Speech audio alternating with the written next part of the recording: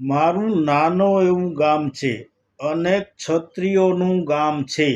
બધા એક જ દાદાની ઓલાદ છીએ.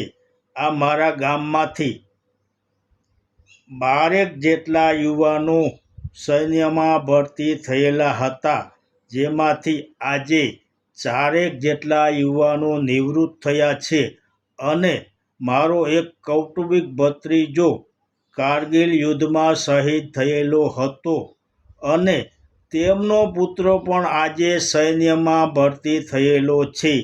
આ છે અમારા ક્ષત્રિયોની અસ્મિતા અને આજે પણ અમારા ગામમાંથી ઘણા યુવાનો સૈન્યમાં જવા માટે થનગની રહ્યા છે કે ક્યારે તેમની ભરતી સૈન્યમાં થઈ શકે. પરંતુ આજે અમારા રાજપૂત સમાજને આ રાજકીય લેવલે કેમ અન્યાય થાય છે તે સમજાતું નથી અને આ અન્યાય ફક્ત ભાજપના એક નેતા દ્વારા જ થઈ રહ્યો છે. બધા ભાજપના નેતાઓ નહીં, ફક્ત એક જ નેતા દ્વારા અન્યાય થઈ રહ્યો છે.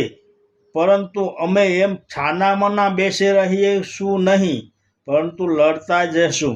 સીમાડા માટે અમારા યુવાનો લડશે અને રાજકીય લેવલે અમે ક્ષત્રિયો પણ લડતા રહીશું.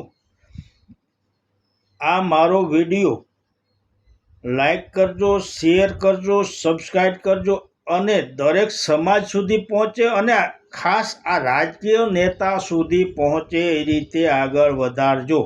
જય હિન્દ.